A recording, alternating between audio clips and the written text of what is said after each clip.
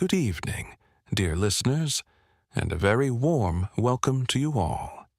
Wherever you are tuning in from tonight, maybe cozied up in bed, listening from your favorite quiet corner at home, or perhaps relaxing somewhere peaceful, with the world fading away outside, I'm so glad you've joined me here.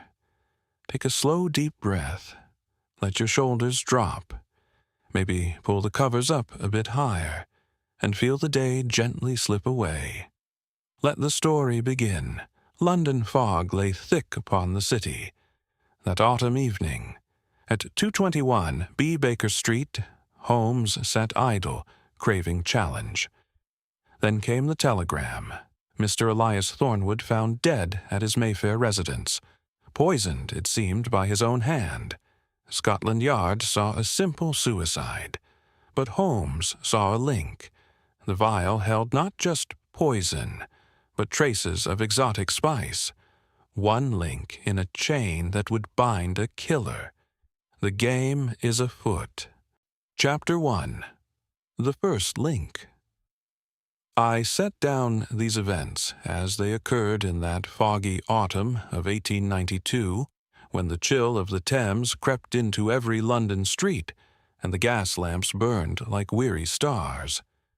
Sherlock Holmes had been restless for days, pacing the sitting room at 221 B. Baker Street before the coal fire that crackled warmly against the damp cold pressing at the windows. The air carried the sharp bite of his strong tobacco from the Persian slipper on the mantel, mingling with the faint smell of coal smoke that seeped in from outside. Mrs. Hudson climbed the 17 worn steps, her footsteps soft but steady on the creaking wood. She entered with a telegram in her hand. "This arrived for you, Mr. Holmes," she said, glancing at the scattered chemical apparatus on the table. Holmes snatched it, his eyes gleaming with sudden interest as he read aloud. Elias Thornwood dead. Poison suspected. Come at once. Lestrade. We hurried out into the fog, hailing a hansom cab whose wheels clattered over slick cobblestones. The bitter chill bitten through my coat, while the acrid scent of coal smoke hung heavy in the air. Holmes sat silent, steepled fingers under his chin, as the cab rattled through gaslit streets toward Mayfair. I knew the name, Elias Thornwood, wealthy spice merchant whose eastern imports filled half the warehouses along the docks. We reached the grand house on Grosvenor Square. Inspector Lestrade met us at the door, his face pale under the flickering gas lamps in the hall. The air inside held a faint sweetness of brandy undercut by something metallic and fearful. "Suicide, Holmes," Lestrade declared flatly, and leading us to the study. Clear as day, Thornwood lay slumped across his mahogany desk, a small glass vial still gripped in his stiff fingers. The room felt cold now, the fire in the grate reduced to glowing embers, the chill of the marble floor rising through my boots. Leather-bound books lined the walls, their smooth spines dusted lightly. I bent over the body and caught the bitter, almond-like scent of cyanide on his lips, sharp as overbrewed coffee gone wrong. Holmes knelt beside the desk, examining the vial with intense focus. "Observe, Watson," he said quietly, holding it to the light. "The residue is not pure cyanide. There is a fine reddish powder mixed in, aromatic, unmistakable." He sniffed delicately. "Cardamom, freshly ground." Lestrade snorted, his heavy boots scuffing the thick wool carpet. The man dealt in spices his whole life, probably wanted to hide the taste. Holmes shook his head, drawing thoughtfully on his pipe, the smoke curling upward like the fog outside. "No suicide bothers to improve the flavor of death, Lestrade. That is the first link." He lifted a crumpled telegram from the blotter. The paper felt damp and textured like sodden newsprint under my fingers. This claims urgent business called him to Whitechapel tonight. Yet the servants confirm he never left the house. The sound of rain began tapping against the window panes, soft at first, then steadier, while distant foghorns moaned from the river like lost souls. Holmes paced slowly, the floorboards creaking under his steps. The vials, spice residue, reddish tint laced with cardamom. E-link. Cyanide requires no flavoring for a man intent on self-destruction. The addition points to deliberate concealment by someone with access to exotic imports. Forge. I recall the Musgrave ritual case, where a butler masked a lethal draught with household herbs to simulate natural death. The residue on the chalice betrayed him, for no desperate suicide pauses to season poison.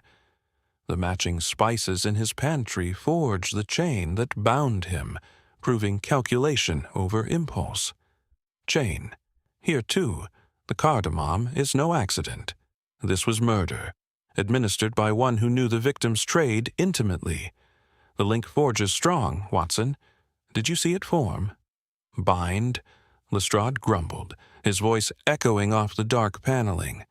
You see murder everywhere, Holmes.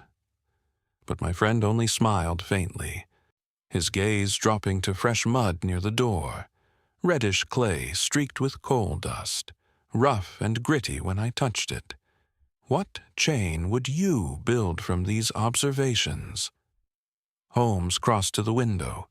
The fog pressed against the glass, leaving damp trails, and the faint smell of Thames mud drifted in, mixed with a whiff of gunpowder from distant fireworks.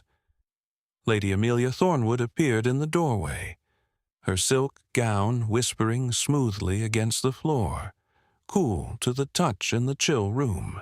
He had been troubled by business losses, she said, voice trembling like the dying fire.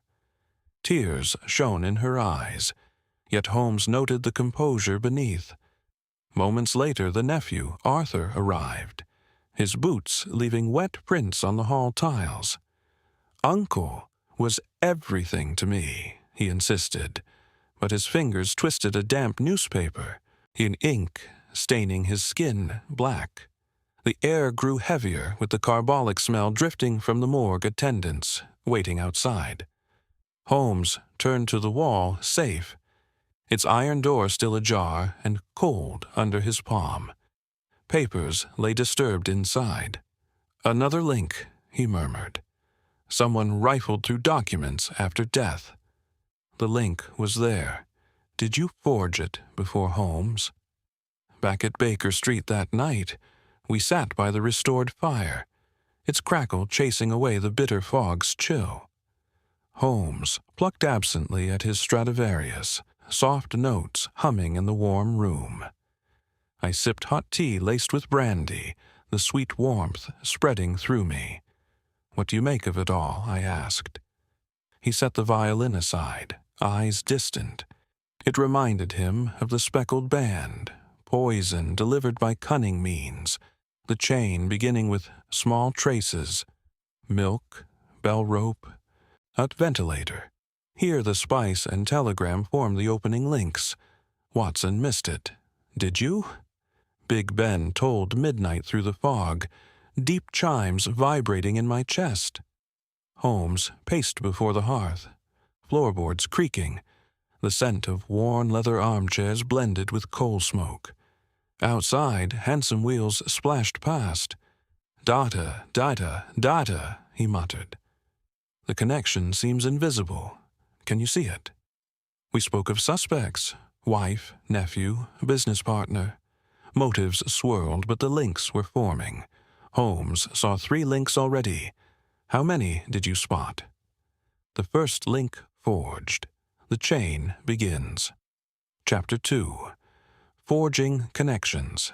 As I continue this record of that remarkable autumn case, the fog of London seemed thicker the following morning, wrapping every street in a damp, a gray shroud that carried the ever-present smell of coal smoke and the distant briny tang of the Thames. At 221 B. Baker Street, the coal fire burned steadily, its warm crackle a welcome contrast to the bitter chill outside. Holmes was already at the breakfast table, pipe in hand, the sharp scent of his strong tobacco cutting through the aroma of hot toast and bitter coffee that Mrs. Hudson had just set down. "We begin at the warehouse, Watson," he announced, folding the morning paper with its damp, crinkled edges. "Thornwood's spice imports are the key. The first links are forged. Now we must see what else connects." We took a hansom cab through the foggy streets, the wheels rumbling over wet cobblestones, the leather seats worn smooth beneath us. The driver's whip cracked sharply, and the horse's hooves splashed through shallow puddles as we rattled eastward toward Whitechapel. The air grew heavier with river mud and the acrid bite of foundry smoke the closer we drew to the docks. Thornwood's warehouse stood a tall brick building near the river, its doors open to reveal towering stacks of burlap sacks exhaling cardamom, cinnamon, and cloves into the damp morning. Workers in rough tweed moved sacks with grunts and thuds, their boots leaving dark prints on the wooden planks. Mr. Reginald Blackwood, Thornwood's business partner, met us inside the small office at the rear. The room was warm from a pot-bellied stove, yet still carried the pervasive spice scent mixed with old paper and ink. "Terrible shock, gentlemen," Blackwood said, his voice low and unsteady. He was a broad man in his 40s, his tweed jacket dusted faintly with reddish powder. "Elias and I argued yesterday over a lost shipment, but murder, impossible." Holmes drew on his pipe thoughtfully. "Your last meeting, time and place?" "About 6 o'clock here in this office. He left angry, said he had urgent business elsewhere." Blackwood gestured to a cluttered desk where a half-finished telegram draft lay, the paper slightly damp and textured under Holmes's fingers as he lifted it. Holmes's eyes narrowed. "This draft matches the wording of the telegram found at the house, yet you say he never mentioned going to Whitechapel." Blackwood paled. I only wrote what he dictated. The link was there. Did you forge it before Holmes?" We left the warehouse and walked along the slick quayside, the cold wind off the Thames carrying foghorns' mournful wails and the slap of water against pilings. A foreman in oilskin, his coat glistening wet, described a woman who had visited 2 days earlier. Dark cloak, handed Mr. Thornwood a small parcel herself, didn't come inside, just met him by the crates. The man's rough hands gestured toward a stack near the water. Spice sack looked like. Holmes knelt, scraping reddish mud from between the planks, clay mixed with coal dust, and a faint trace of cardamom when he brought it close. "Another connection," he murmured. "What chain would you build from these observations?" We returned to Grosvenor Square in another hansom, the journey slower through thickening traffic. Big Ben tolling noon in deep, muffled strokes through the fog. Lady Amelia received us in the drawing-room, where a fresh fire crackled warmly and banished the chill that clung to our coats. Her silk dress rustled softly as she sat, offering us sweet brandy in crystal glasses that warmed my throat pleasantly against the damp day. "My husband had rivals," she said quietly. "Victor Hargrove, especially. They competed fiercely for Eastern contracts." She handed Holmes a folded letter, its envelope still bearing a faint lavender scent that did not quite match the spice traces we had found. Holmes studied it. "This speaks of old promises, not business." Her cheeks flushed. An old attachment. Nothing more. Watson missed it. Did you? Our next call was Hargrove's Club in Pall Mall. The leather armchairs were deep and comfortable, the air thick with cigar smoke, and the smooth scent of polished wood. Hargrove, burly and red-faced, I laughed off the suggestion of enmity. Thornwood and I sparred in trade, nothing personal. Last night, at the theater, ticket stubs in my pocket. He produced them. The paper felt slightly damp from the evening rain. Yet Holmes's gaze lingered on Hargrove's boots, traces of the same reddish clay, rough under the toe. You were near the docks recently. Inspection of cargo, routine. The connection seems invisible. Can you see it? We pressed on to Arthur Thornwood's modest lodgings in Bloomsbury. The small sitting room held a sputtering coal fire and the stale smell of bread and bitter coffee. Arthur, pale and nervous, twisted ink-stained fingers around a damp newspaper. I owed Uncle money, gambling debts, he admitted, but I would never harm him. Holmes opened a drawer and produced a check with a forged signature. The paper crisp despite the room's dampness. This was drawn 2 days ago, Arthur stammered. I paid it back. Holmes merely nodded. We shall see. Finally, we visited the butler Jenkins in the servants' hall at the Mayfair house. The narrow room was cold, lit by a single gas jet, smelling faintly of carbolic soap and boot polish. Jenkins stood stiffly, hands clasped behind him. I prepared nothing unusual that evening, sir, he insisted. Yet Holmes noticed a small glass vial tucked behind cleaning bottles, similar shape to the murder vial, though empty. Rat poison, Jenkins explained hastily. Nothing more. Holmes smiled thinly. We shall analyze it. Outside again, rain began in earnest, drumming on the roof of our returning hansom. The wheels hissed over wet cobbles, foghorns still moaning in the distance. Holmes leaned back, the eyes half closed.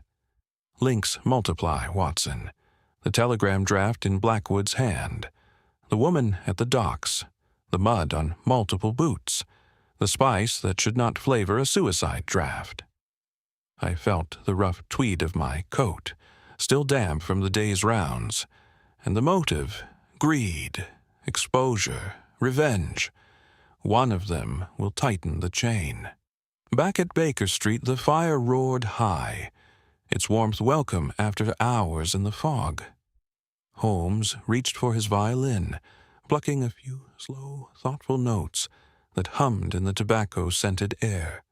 The scent of leather from our chairs mingled with coal smoke drifting up the chimney. Outside, another hansom splashed past, its wheels echoing faintly. Holmes saw 3 more links today. How many did you spot? Before Holmes explains, what does this evidence chain tell you? Links forging.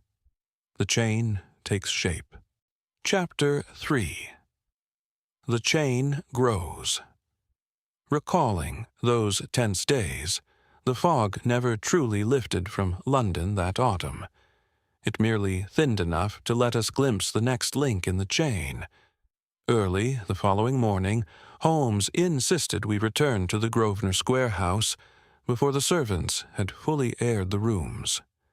The gas lamps along the street still burned feebly against the gray dawn, their light reflected in wet cobblestones that gleamed cold under our boots.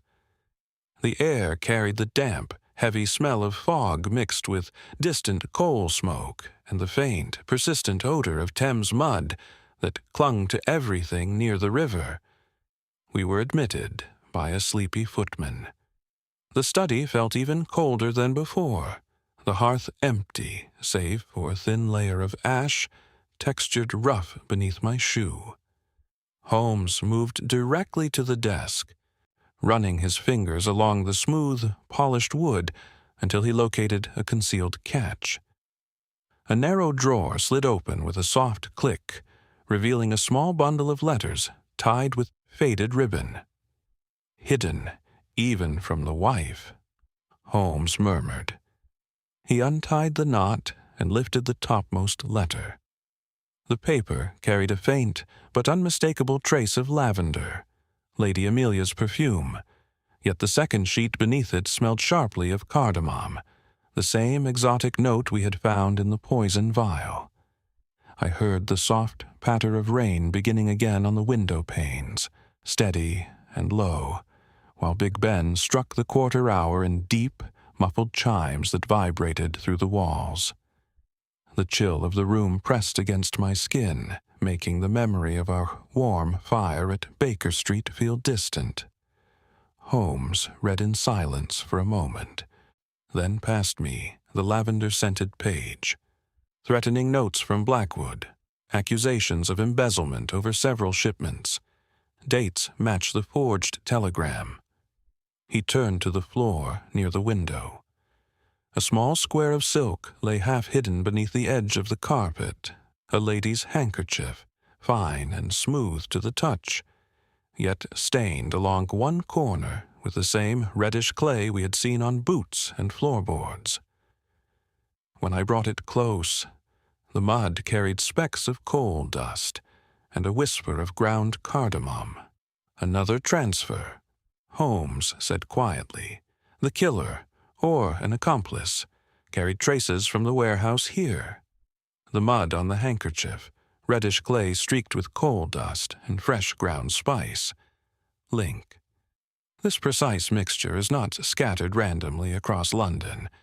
It clings only to those who tread the quayside near Thornwood's warehouse, where foundry waste meets spice sacks. Forge. It recalls the adventure of the Blue Carbuncle, where a hat's lining held a unique blend of urban grime, lime from a single street, sweat and candle grease, that pinned the thief despite his denials. The ground itself remembered his path, forging an unbreakable link when all other alibis failed. Chain. Here, too, the handkerchief betrays movement no one admitted. The murderer, or someone close, stood on those same docks shortly before the crime. The bind grows tighter. Did you spot the forge? Bind. I felt the rough tweed of my coat sleeve as I handed the handkerchief back. Holmes folded it carefully into an envelope from the desk. We continued our search. Behind a heavy oil painting of an East India man, Holmes located the wall safe. Its iron door stood slightly ajar, the metal cold and unyielding under my palm. Inside lay scattered documents, bills of lading, private ledgers, several bearing fresh creases as though hastily replaced. "Rifled after death," Holmes observed. "The motive begins to show shape." Lestrade arrived soon after, his boots heavy on the hall tiles, bringing with him the sharp smell of carbolic from the yard. "Found anything new?" he asked gruffly. Holmes held up the handkerchief. "This links directly to Whitechapel docks, and the safe was disturbed post-mortem." Lestrade frowned, rubbing his chin. "Could be the wife, tidying up secrets." "Possible," Holmes conceded, "but the spice trace on the silk points elsewhere. What chain would you build from these observations?" In the quiet of the study, as rain tapped insistently at the glass, Holmes reflected aloud. "This reminds me of the sign of 4, Watson. There, the chain began with a wooden leg's imprint in garden mold, then linked to blowpipe darts, a creosote barrel, and finally a tattooed convict, each small trace, mud, scent, mark, connected across years and oceans until the whole web of greed and revenge stood revealed. Here, the spice, the mud, the forged telegram are forging a similar path. The link was there. Did you forge it before Holmes?" We heard the servants relighting the fire downstairs. The welcome crackle drifted up, carrying the clean smell of fresh kindling. The scent of old leather bindings mingled with the damp fog that still seeped through the window frames. Watson missed it. Did you? The connection seems invisible. Can you see it? Holmes paced slowly before the empty grate, floorboards creaking under each step.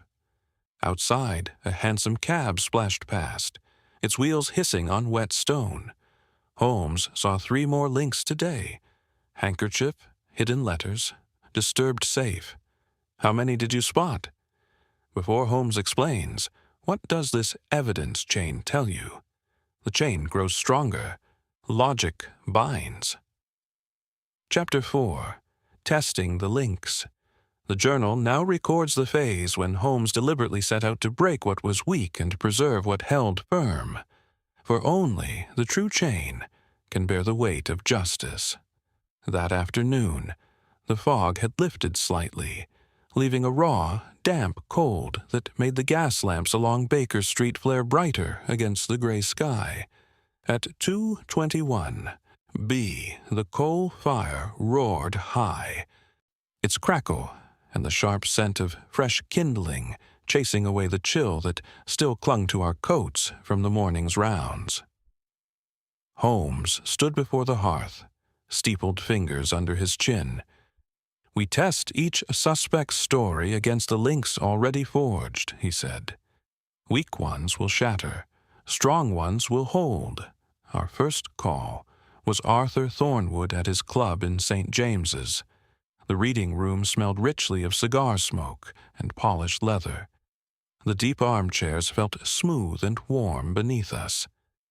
Arthur sat alone near the window, twisting a damp napkin between ink-stained fingers.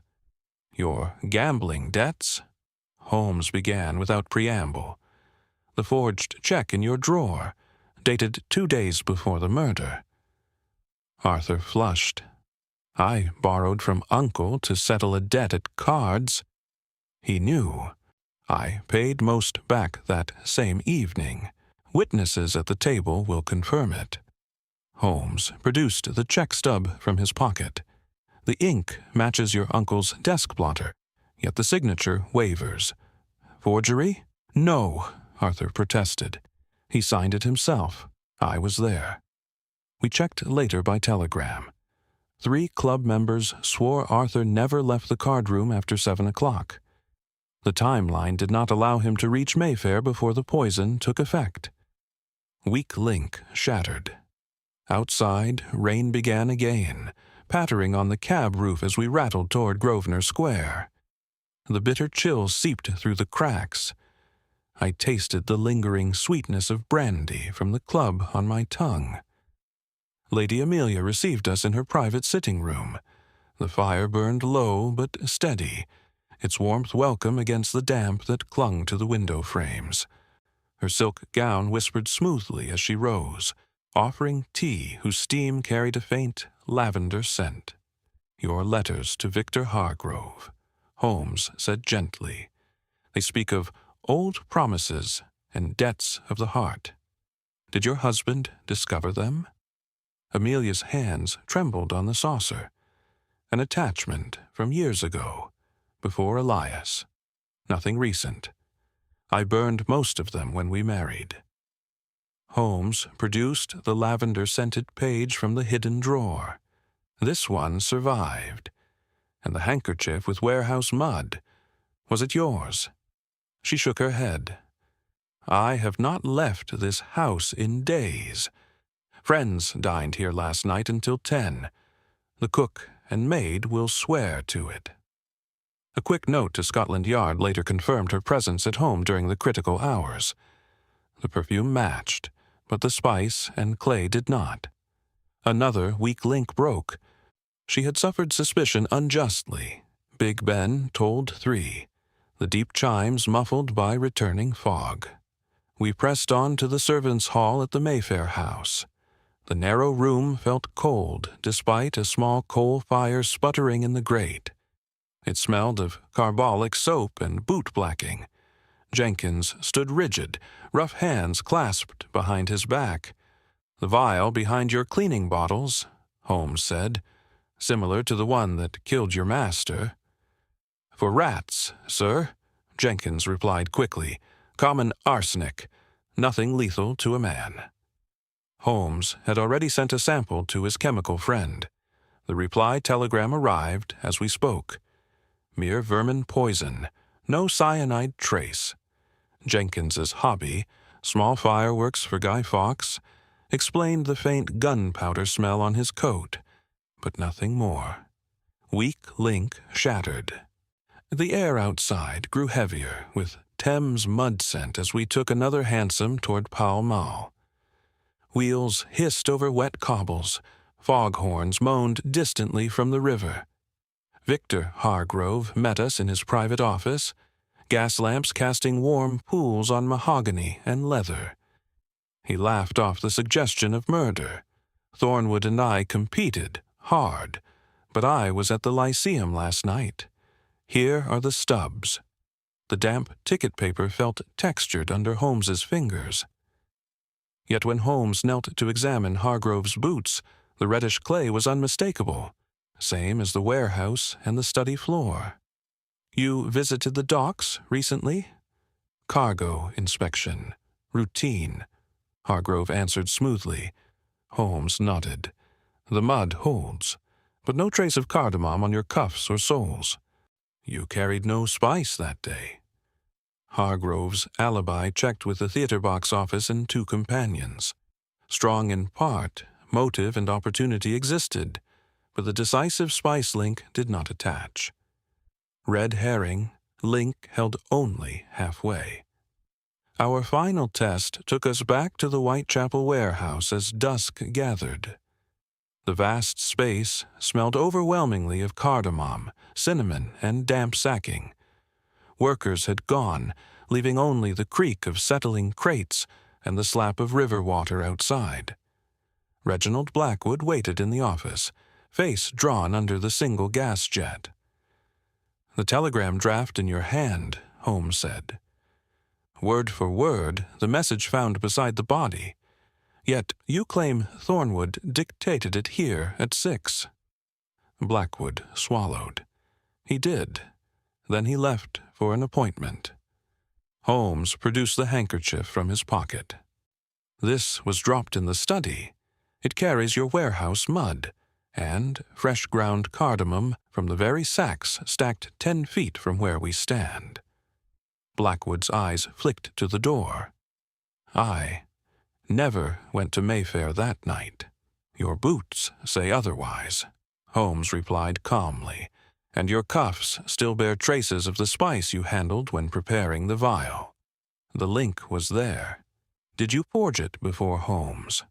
Watson missed it. Did you? What chain would you build from these observations?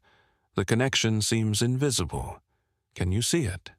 Holmes saw 3 links hold firm today amid the breaking of others. How many did you spot? Before Holmes explains, what does this evidence chain tell you? Weak links shattered. The true chain emerges. Chapter 5. The chain tightens. These pages capture the moment when the fog of uncertainty began to part, and the chain drew inexorably around its quarry. The afternoon following our tests found Holmes unusually alert, his boredom long banished. At 2:21, the coal fire burned bright, its crackle and the warm scent of wood smoke, mingling with the sharp bite of his pipe tobacco as he reviewed notes scattered across the table. Outside, the fog had returned in force, pressing damply against the windows and carrying the low moan of Thames foghorns through the glass. "We confront the woman from the docks," Holmes declared, folding his papers with crisp precision. "Miss Eliza Voss. Her handkerchief is the thread that ties Blackwood to the study." We took a hansom through the thickening mist, wheels hissing over wet cobblestones, the leather seats cold and slick beneath us. The bitter chill seeped in despite the rug across our knees. We reached a modest tea-house in Soho, its windows steamed from within, the air inside thick with the comforting smell of hot tea, sweet pastries, and a faint undercurrent of brandy. Miss Voss sat alone at a corner table, a dark cloak folded neatly beside her, silk gloves smooth on the white cloth. She looked up as we approached, composure unbroken. "You delivered a parcel to Mr. Thornwood at the warehouse," Holmes said without a preamble, taking the chair opposite. "A small sack, by all accounts." Voss inclined her head. "A sample of new cardamom. Mr. Blackwood asked me to carry it personally. I left immediately after." Holmes produced the stained handkerchief from his pocket. "This was found beside the body. The mud. The spice. It matches the warehouse floor you trod." Her eyes flickered for the first time. "I never entered the Mayfair house." Before Holmes could press further, the door burst open. Reginald Blackwood strode in, face flushed, coat dripping fog moisture onto the floorboards. His eyes locked on Voss. "You told them," he snarled. "After everything." Voss rose swiftly. "I told them nothing." Blackwood lunged forward, knocking over a chair with a sharp crack. Holmes was on his feet in an instant. "The game is afoot," he cried. The only time that day those words passed his lips. Blackwood spun and bolted for the rear door. We gave chase through the narrow passage behind the tea-house, boots pounding on slick stones, fog swirling thick around us. Rain began again, cold drops stinging my face as we emerged into a cramped alley that smelled of wet brick and rotting vegetables. Blackwood sprinted toward the river, his heavy footsteps splashing through puddles. We followed, breath clouding in the chill air, the distant rumble of hansom wheels and foghorns guiding us toward the Thames. He reached the embankment, skidding on the muddy path, the river's dank scent rising sharply, mud, fish, and coal smoke from passing barges.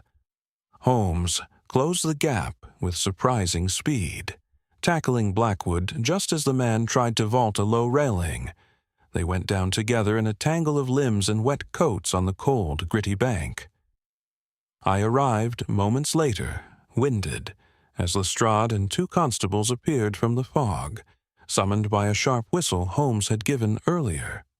"Reginald Blackwood, you're under arrest," Lestrade panted, snapping handcuffs shut with a metallic click.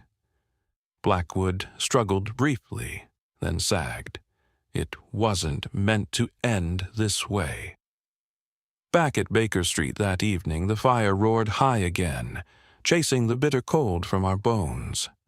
Holmes examined Blackwood's overcoat, confiscated by the yard and delivered by messenger.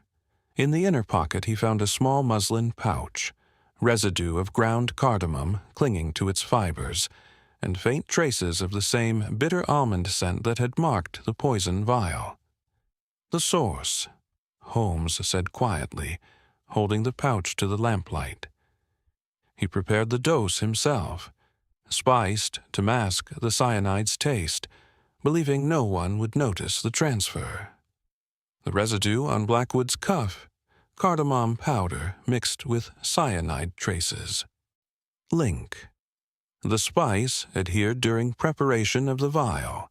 Microscopic flecks transferred when he pressed it into Thornwood's hand under pretense of a final business gift. Forge. It recalls the 5 orange pips, where seemingly innocent seeds carried the scent of citrus oil unique to the sender's region.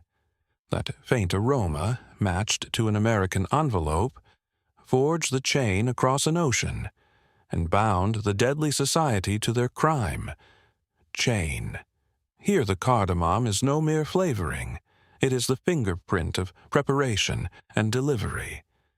Blackwood handled the poison directly. The bind is now secure.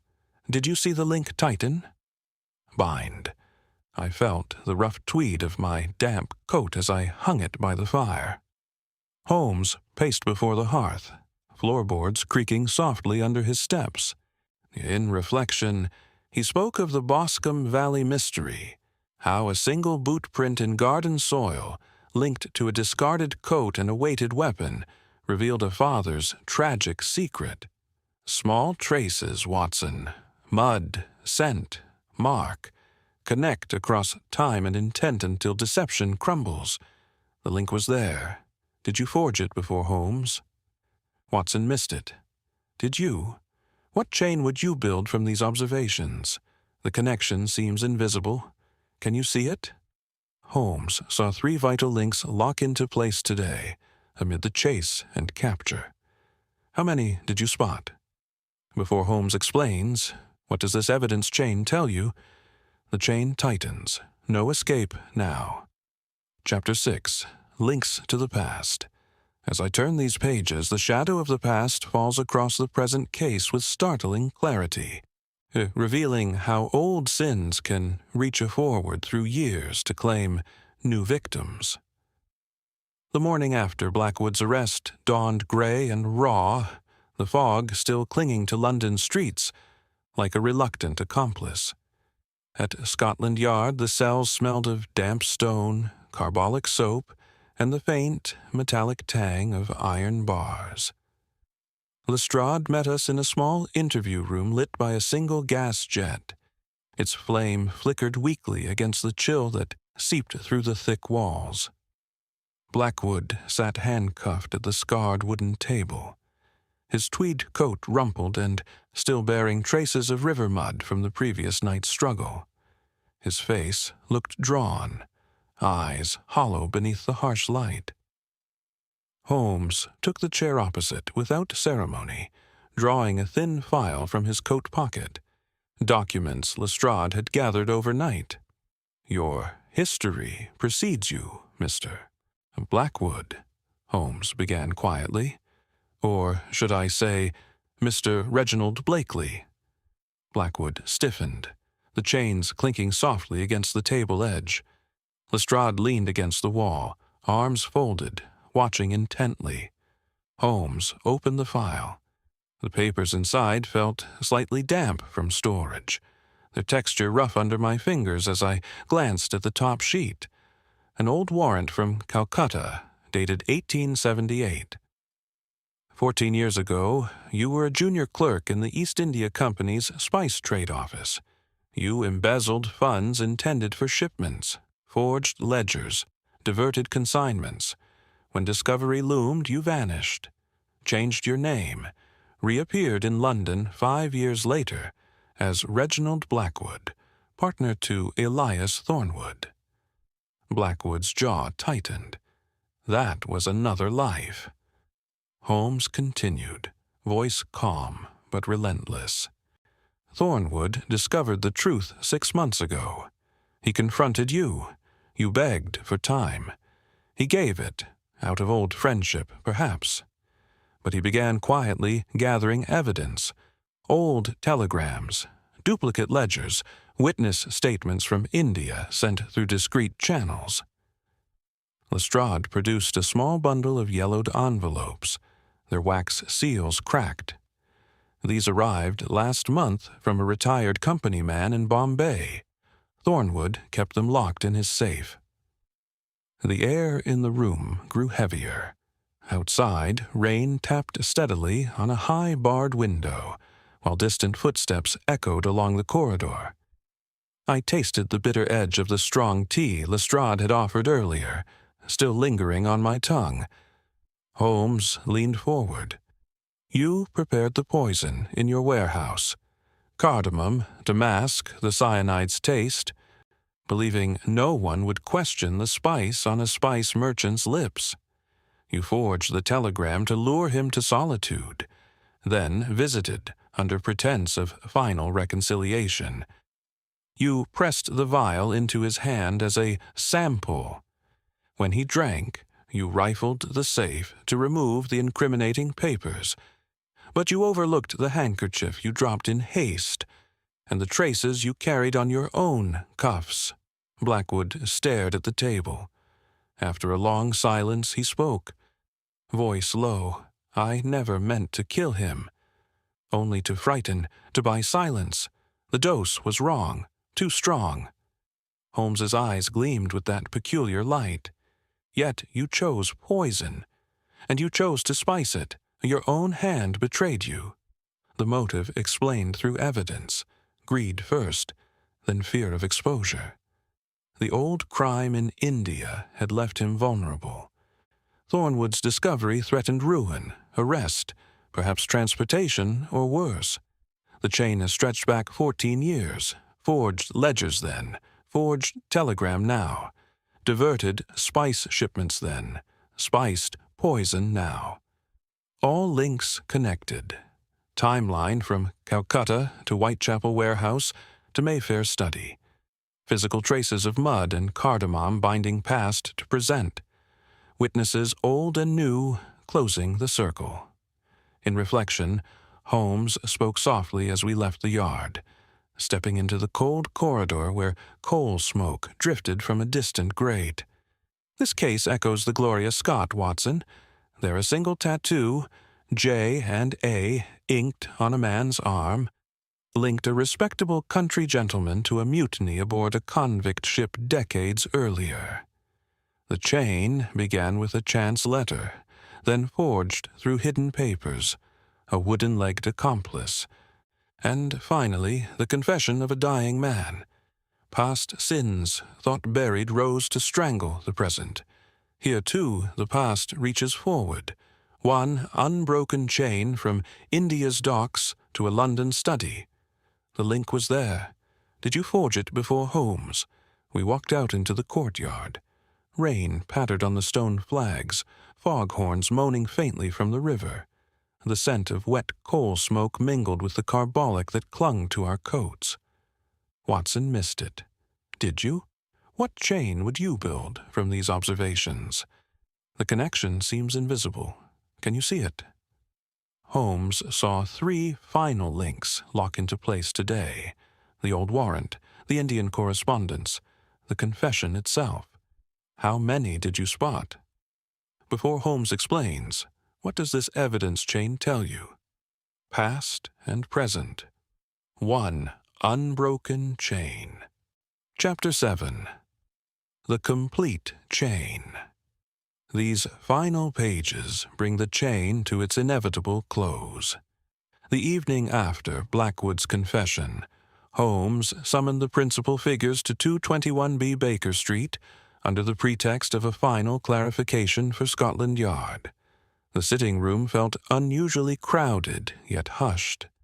The coal fire burned steadily, casting a warm glow across the worn leather armchairs and chasing the bitter chill that still lingered outside.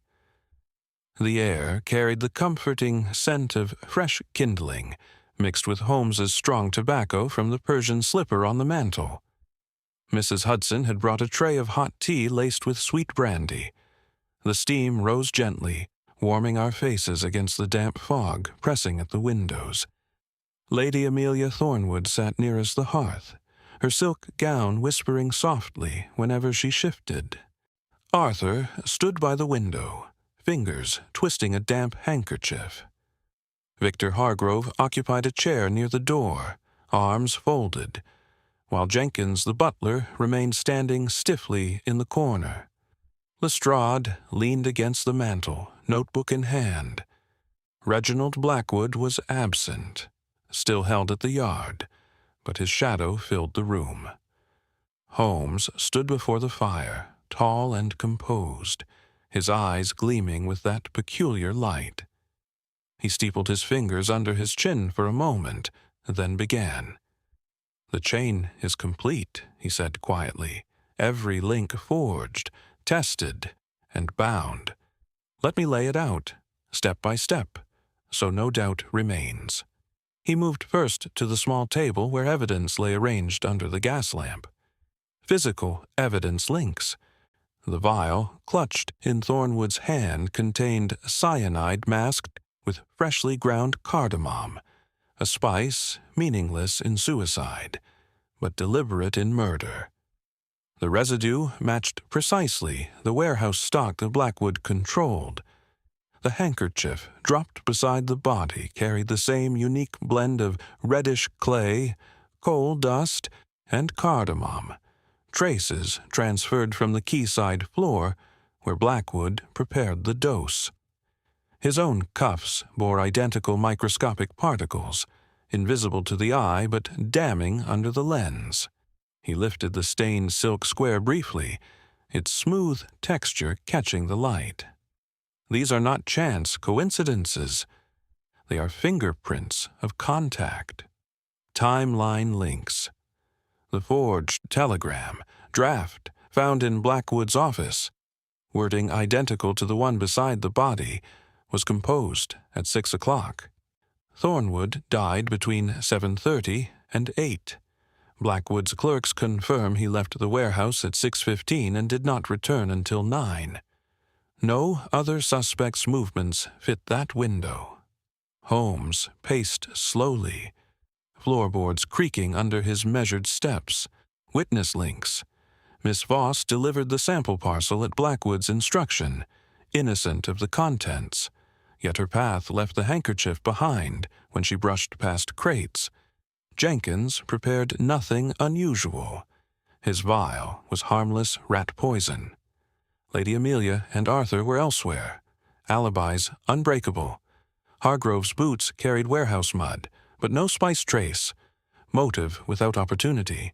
Only Blackwood connects every point. Motive links. 14 years ago, as Blakely in Calcutta, he embezzled company funds. Thornwood discovered the truth 6 months past. Old ledgers, telegrams from Bombay, witness statements locked in the safe. Blackwood begged delay. Thornwood granted it, then began to act. Exposure meant ruin, arrest, perhaps the noose. Fear turned to murder. Holmes paused before the final piece, a small muslin pouch taken from Blackwood's coat. The connecting link. This pouch held the cardamom Blackwood used to disguise the poison.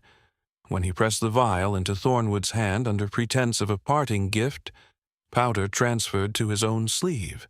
The same powder adhered to the handkerchief he dropped in haste, while rifling the safe after death.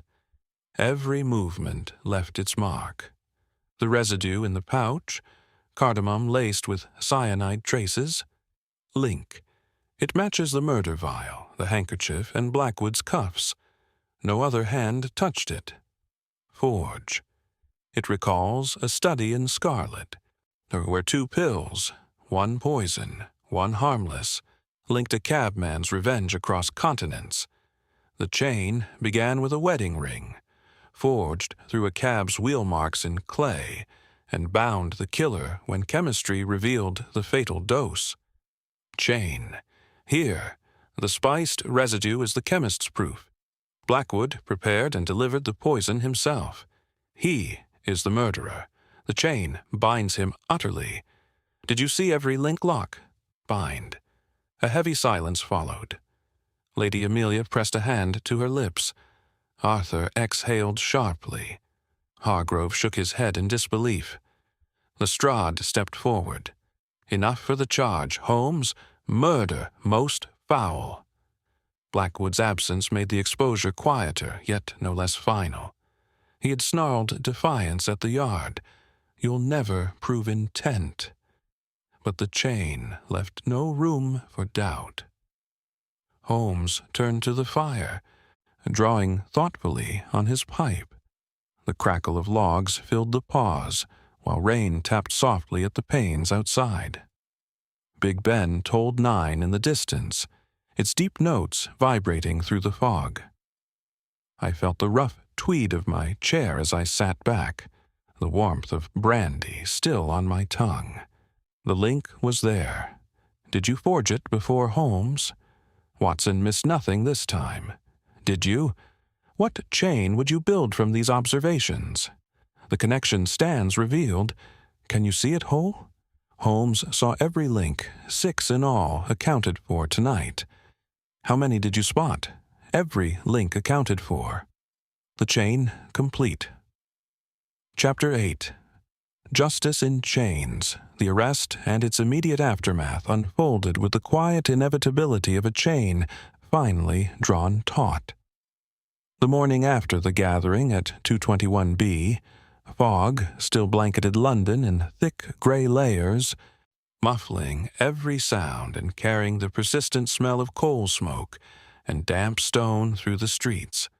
Holmes and I traveled to Scotland Yard in a hansom cab whose wheels hissed over wet cobblestones.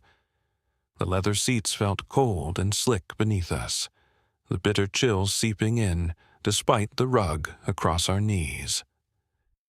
Big Ben tolled 10 in deep, distant strokes that seemed to vibrate through the fog itself. We were conducted directly to the holding cells in the lower yard. The corridor smelled sharply of carbolic soap and old iron, the gas lamps burning low against the perpetual damp.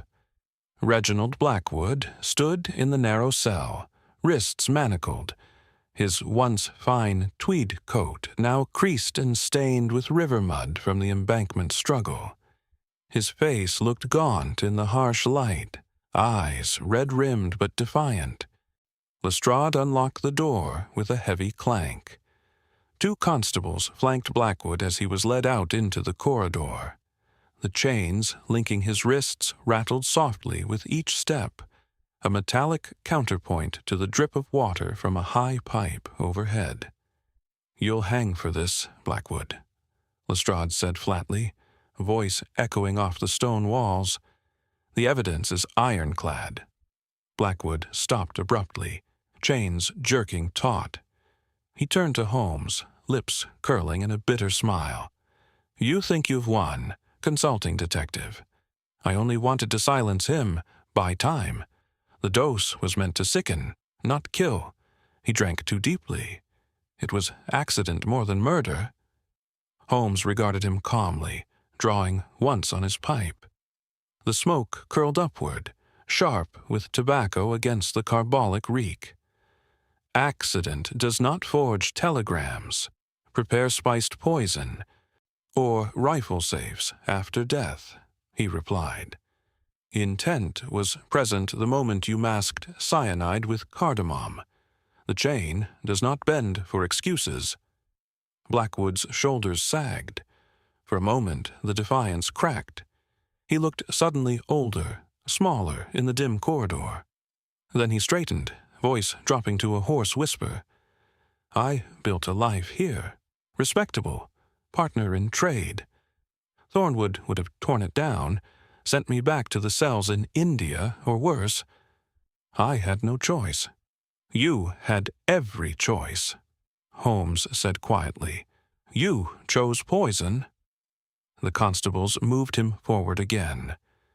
Blackwood's boots scraped on the rough stone floor, chains clinking in rhythm with his reluctant steps. As they reached the main yard, a small crowd of reporters and curious officers had gathered beneath the arched gateway. Flash of powder popped once, twice.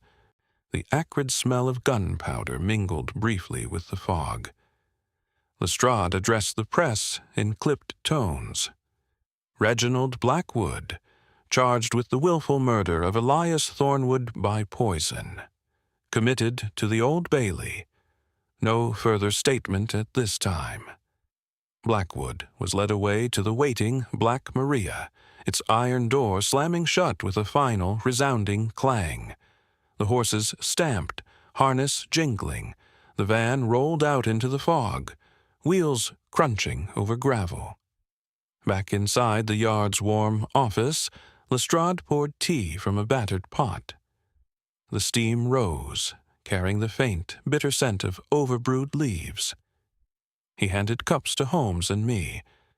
I tasted the heat and slight sweetness of sugar against the lingering chill. "Loose ends tied up neatly, Holmes," Lestrade admitted, rubbing his chin. The nephew's debts were genuine but unrelated, paid off quietly after the will was read. Lady Amelia's letters were old affections, nothing criminal. She's already planning to leave Mayfair for the country, wants distance from the house. Hargrove was never more than a rival. His warehouse mud came from legitimate inspections. Jenkins's vial was exactly what he claimed. Rat poison. Even Miss Voss is cleared. She knew nothing of the contents she carried. Holmes nodded, setting his cup down carefully on the scarred desk. Red herrings dissolved. Only one chain remained solid. Lestrade leaned back in his chair, the wood creaking. "I'll grant you this. Your methods are unorthodox, but they work. The commissioner wants a full report. Your name will appear prominently." Holmes gave a small, thin smile. "I seek only truth, Lestrade. Recognition is incidental." Outside, the fog began to thin slightly. A weak sun struggled through, casting pale light on the wet courtyard. Footsteps hurried past the window, constables on their rounds, the clatter of a passing hansom echoing faintly. The fire in the grate crackled, its warmth welcome after the cold cells below. I felt the rough tweed of my coat sleeve as I set my cup aside. The taste of tea lingered, grounding me after the morning's grim scene. The link was there. Did you forge it before Holmes? Watson missed nothing in the end. Did you? What chain would you build from these observations? The connection stands revealed. Can you see justice in its links? Holmes saw the final binding today, chains literal and logical. How many did you spot? The criminal bound, justice served. Chapter 9. Links restored. With the trial concluded and sentence passed, the fog that had shrouded London throughout that grim autumn finally began to thin, as though the city itself exhaled in relief. The Old Bailey sessions had taken place on a crisp morning in late November. The courtroom smelled of polished oak, old paper, and the faint metallic tang of ink from the reporters' hurried scribbling. Gas lamps burned steadily against the high windows, where weak sunlight struggled through remaining mist. Reginald Blackwood stood in the dock, chains clinking softly as he shifted, his face pale but composed under the judge's grave gaze. The evidence, vial, handkerchief, forged telegram, Indian warrants, warehouse residue, was presented methodically. Holmes was not required to appear. His written deposition sufficed. Read aloud in Lestrade's steady voice. The jury deliberated less than 2 hours. Guilty of willful murder. Sentence, death by hanging. Blackwood made no final outburst. He merely bowed his head once as the black cap was placed. The court rose. The heavy door closed behind him with a dull thud that echoed long after he was led away. Outside the Old Bailey, the air felt cleaner despite the lingering coal smoke. Hansom cabs clattered past on wet cobblestones. Big Ben tolled noon in clear, ringing strokes that carried across the city. I stood with Holmes on the steps, watching the crowd disperse. "Order begins to return," Holmes remarked quietly, drawing on his pipe. The sharp tobacco scent mingled with the damp newspaper clutched by a passing vendor. Lady Amelia Thornwood had already left Mayfair. She sold the Grosvenor Square house within weeks, unable to bear its memories. The proceeds funded a quiet cottage in Surrey, where she planned to live simply with a companion and her roses. The will had been generous. Her future was secure, unburdened by scandal. When I visited her briefly before she departed, she pressed my hand and said softly, "Your friend restored my name when I feared it lost forever." Arthur Thornwood, too, found redemption.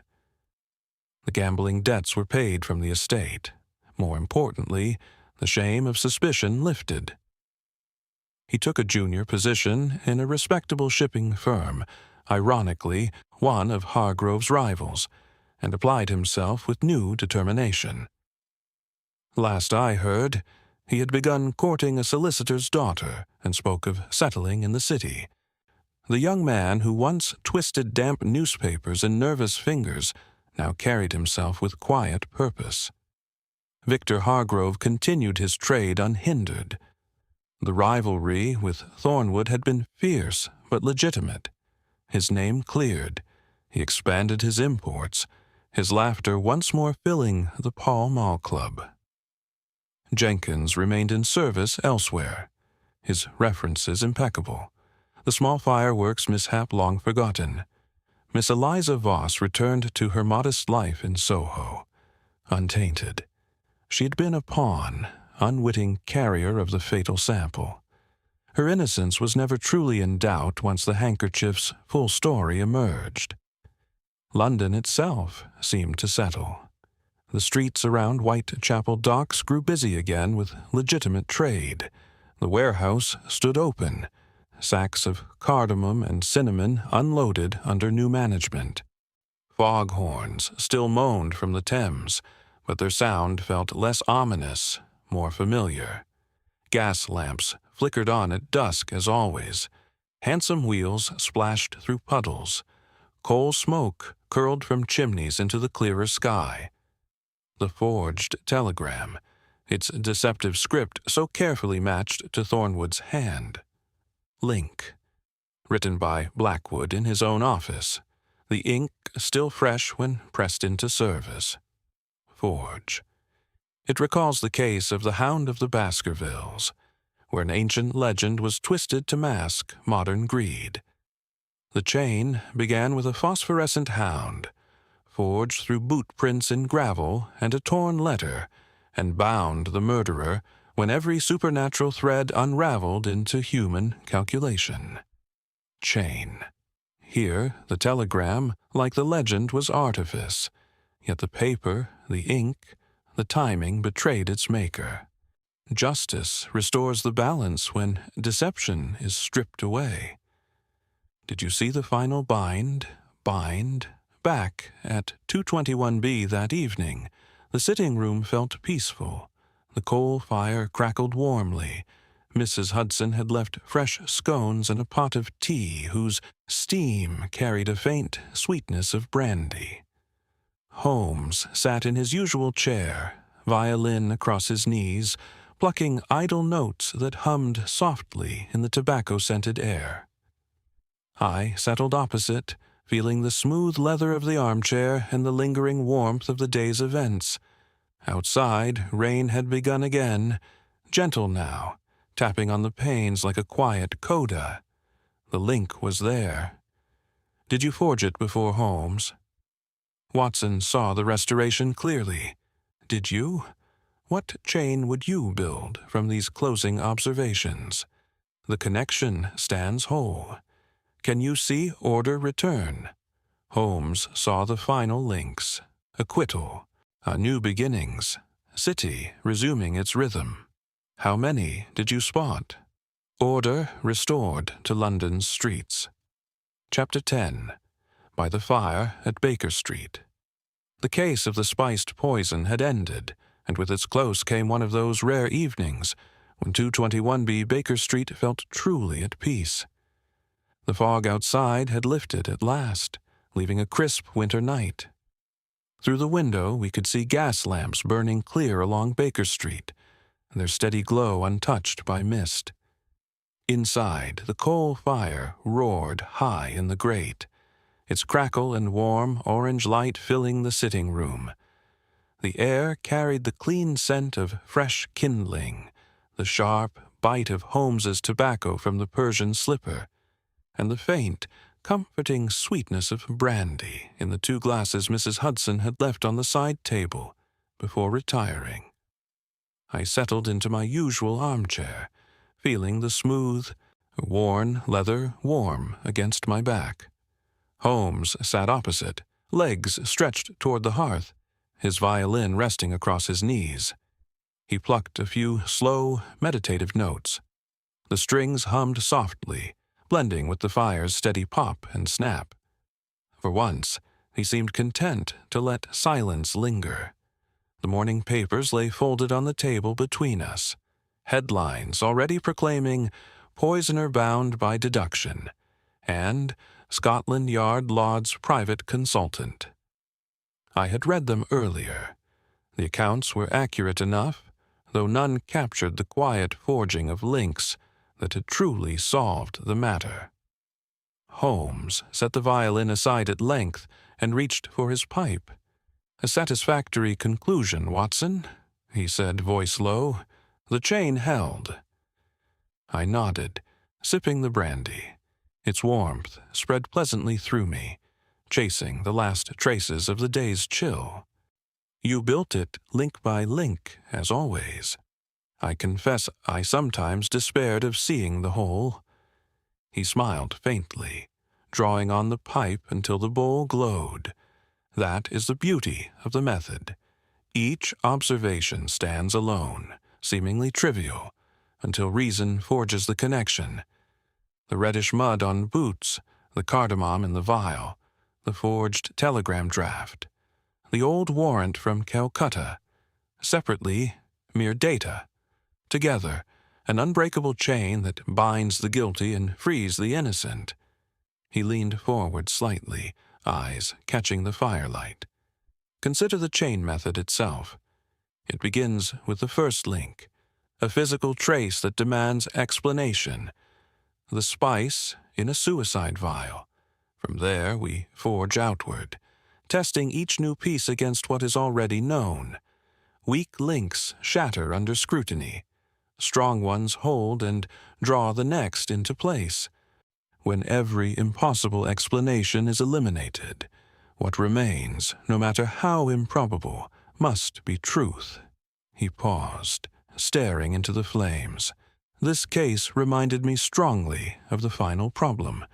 There, too, a chain stretched across years and continents. Moriarty's web began with small traces, coded messages in newspapers, unexplained funds in accounts, a single meeting in a corridor. Link by link I followed. The mathematics professor who never taught, the consulting criminal who never left fingerprints, the organization that moved like clockwork, yet left no record. At Reichenbach, the chain reached its climax. Two men on a narrow path, intellect against intellect, until one link broke and the other held. Observation defeated deception then, as it did here. The ground remembers footsteps. Residue remembers hands. Paper remembers ink. Deception may cover much, but it cannot erase every mark. I set my glass down, feeling the rough tweed of my sleeve brush the armrest. "You make it sound almost mechanical." It is mechanical, Watson, in the best sense. Precise, relentless. The science of deduction demands nothing less. A man may lie with his tongue, but his boots cannot lie about where they have trod. A woman may feign grief, but perfume cannot mimic spice from a distant warehouse. Every criminal leaves traces. The task is to see them, connect them, and refuse to let sentiment or assumption weaken the chain. He rose and paced slowly before the fire, floorboards creaking under his steps. That is why the method endures. It trusts neither intuition nor authority, only observation and logic. In the Thornwood case, Scotland Yard saw suicide because the vial was in the dead man's hand. We saw murder because the hand that placed it there left its signature in cardamom dust. Eliminate the impossible. A man who poisons himself does not season the draft, and the truth remains. He stopped, turning to me with a rare, quiet intensity. "You have watched me build this chains for years, Watson. You have missed links, as any man might, yet you record them faithfully, and in doing so you help others see. That is no small service." I felt the warmth of the fire on my face, the faint taste of brandy still on my lips. Outside, a hansom cab passed slowly, its wheels rumbling over the now dry cobbles. Somewhere distant, Big Ben struck the hour with clear, measured strokes. Holmes returned to his chair and took up the violin again, drawing the bow in a slow phrase that seemed to echo the case itself, tentative at first, then gathering strength until the final note lingered in the warm air. "To the next chain, whenever it may come," he said softly. I raised my glass in silent agreement. Forge your own chains, dear reader. Observe keenly. Question everything.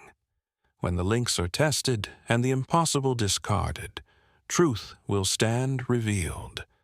Until the next chain forges, dear listener, the game continues.